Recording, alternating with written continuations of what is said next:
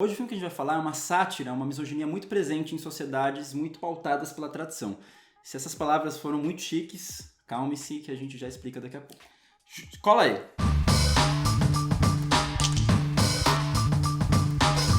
Após um incidente em uma vila, Shula, uma menina de 8 anos, é acusada de bruxaria. Ela fica sob a custódia do governo e é levada para um campo de bruxas, um lugar distante e árido no qual ela fica exilada. Inclusive isso, se vocês forem pesquisar, é uma coisa que de fato acontece lá na Zâmbia, que é o país de origem da diretora desse filme, que depois ela foi para a Inglaterra, a gente explica um pouquinho melhor a trajetória dela lá pro final do vídeo, mas acontece muito na Zâmbia e principalmente em Gana, que são os dois países ali na África subsaariana. E a grande quebra nisso daí é que normalmente a gente tem a ideia de que bruxas são pessoas mais velhas e tudo mais, e nesse filme justamente a gente acompanha uma bruxa criança, né? E é interessante que você falou no começo do vídeo que esse filme ele fala sobre misoginia, mas ele não fala só sobre isso, né? Ele fala sobre vilarejos ou cidades ou uma determinada sociedade que vive muito pautada através da fé e os perigos que isso pode trazer para a sociedade que vive...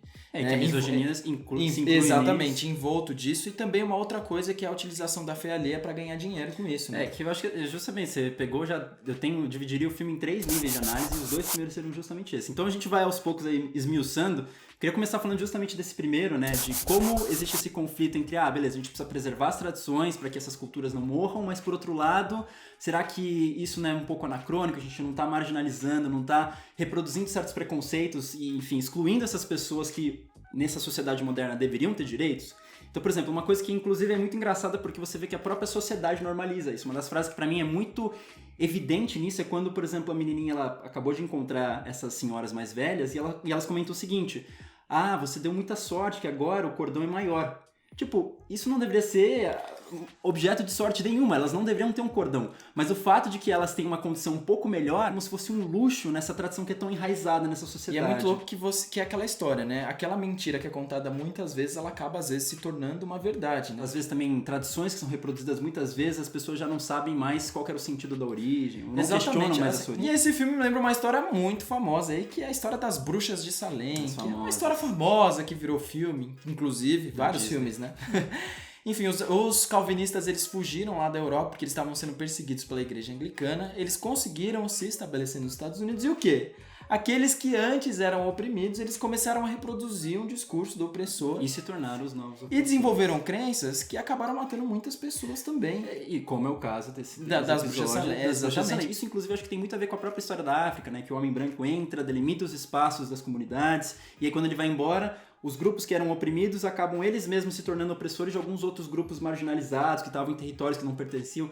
Foi aquela história que você provavelmente já viu nos livros de história. E eu acho que é muito presente aqui, nessa questão da bruxaria especificamente, porque assim, eu peço perdão, eu não sei se essas bruxas se referem a bruxas tribais que existiam antes da chegada dos europeus, mas se a gente for entender que, por exemplo, existe uma influência europeia muito forte, por exemplo, na língua dos personagens falando o inglês. Um personagem muito forte lá. O cara do governo lá, ele fala inglês muitas vezes. Exatamente. Né? Ou quando, por exemplo, você tem um homem branco que é o que financia esse governo para que ele consiga continuar existindo, você pode entender que talvez essas bruxas tenham sido trazidas por esses europeus e que eram uma forma de oprimir essas pessoas e que no final, quando eles foram embora, a opressão continua. Então, justamente, as tradições foram reproduzidas a tal tamanho que a gente não sabe qual era a origem inicial e via que isso talvez fosse uma herança de uma colonização brutal.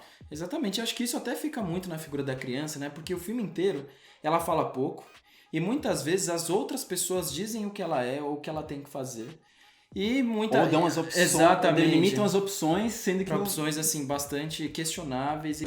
Bom, aí eu acho que a gente entra nesse segundo nível de análise, que é quando a gente tem essas figuras de poder que tomam esses discursos para si, alienam o povo, perpetuam essa desigualdade para manter os seus próprios privilégios. Exatamente. E esse segundo nível de análise entra muitas vezes em choque com esse primeiro nível, porque eu acho que tem uma cena que é muito evidente, mais uma vez aí, que é um momento em que a menina tá sentada no furgãozinho lá, cantando alguma coisa assim, e aí chega um cara da vila e começa a bater no vidro falando: você que matou toda a minha família, você que sei lá fez o quê? Exatamente. E aí chega essa figura de poder e fala assim: não, isso é uma propriedade do Estado, você não pode tocar nela. E aí você vê que essa tradição ela só é utilizada quando convém essa figura de poder. Porque você tem esse personagem que tá puta com a bruxa e ele não pode sequer tocar nela.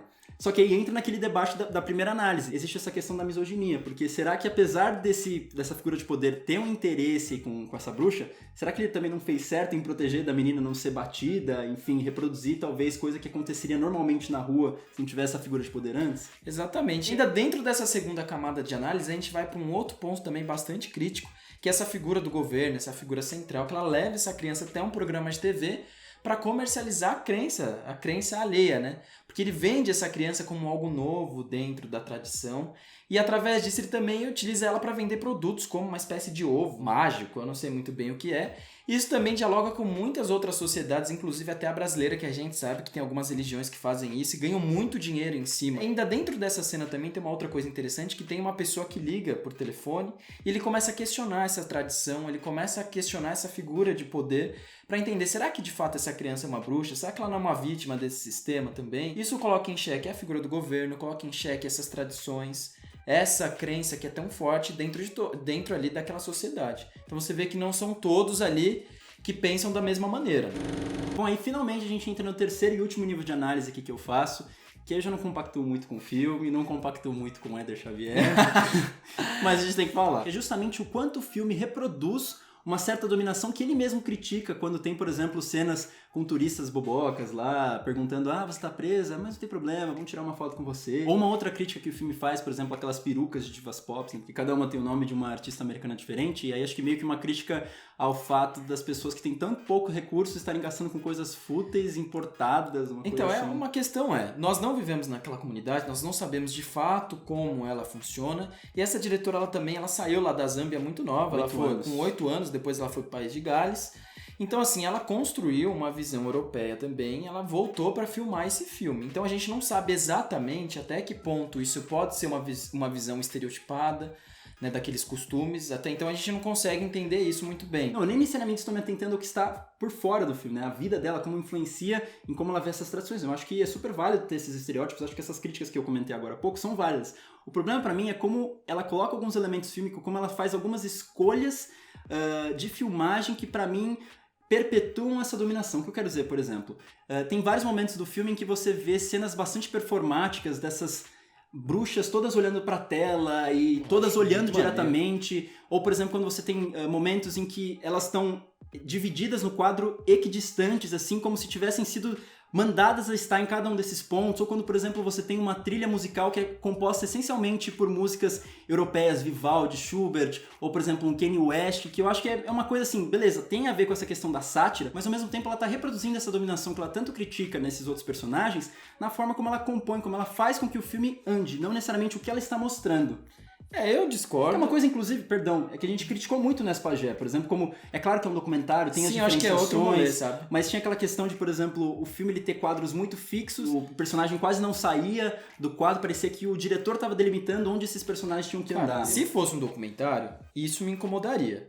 Mas como não é um documentário, é uma ficção, e de fato ela quer criticar essa influência, talvez europeia branca, eu acho que é bastante relevante. E me chamou muita atenção, você citou o Vivaldi, me chamou muita atenção, eu comecei a pensar o porquê, porque eu gostei, eu acho que é interessante, cria um choque interessante ali, mas de fato é aquele tipo de coisa que eu não consigo te explicar o porquê exatamente eu achei que aquilo funcionou. Porque Vivaldi foi um compositor muito famoso no século XVII e tal, e essas 4 estações, né, esses 4 movimentos de música que ele desenvolve aí, eu sou um leigo, né, você também acha que é leigo no assunto, ele desenvolve.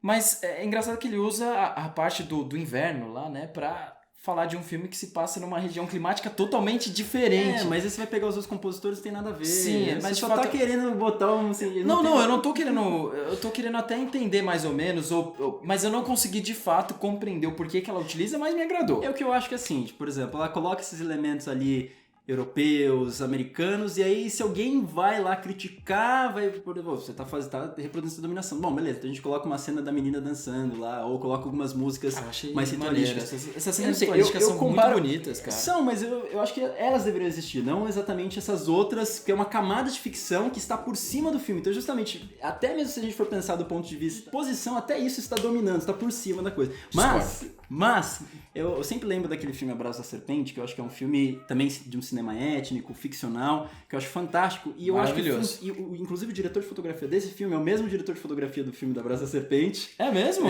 Caraca, eu não sabia. Por isso que eu acho que eu gostei tanto dele, esteticamente, assim. Tá vendo? E por que eu acho que funciona naquele filme e não funciona nesse? Porque eu acho que a discussão naquele filme é muito menos conflito entre indígena e branco, então entre oprimido e opressor, do que, por exemplo, a relação do homem com a natureza, como esses dois lados tentam alcançá-las de formas diferentes, como eles se ajudam, como eles se atrapalham, do que nesse filme que eu acho que essa questão entre oprimido e opressor, como a gente falou nessas duas outras análises, é muito latente. Então acho que ela deveria tomar mais cuidado em como retratar tudo isso, entendeu? Mas acho que é uma coisa interessante porque, por exemplo, se você pegar a música do Vivaldi, do Schubert, tudo bem, elas são extra-diegéticas, elas não estão inseridas necessariamente no filme. Mas, por exemplo, a parte do Kanye West mostra que a globalização, de fato, ela chegou lá com umas perucas, né? Com o nome dessas artistas e também com esses turistas que chegam para tirar foto com seus iPhones. Uhum. Então, eu acho que a música acaba sendo um elemento também bastante interessante. Tudo bem, né? mas eu posso até concordar com essa parte do Kanye West, mas, por exemplo, o Vivaldi, Schubert ainda tá lá, as câmeras que eu acho que são performáticas ali, totalmente arranjadas, também estão lá. Mas eu acho que é um filme bem gravado, eu curti o filme. Assista faz Abraço parte, da Serpente. assistam os dois filmes. A Praça da Serpente é lindíssimo.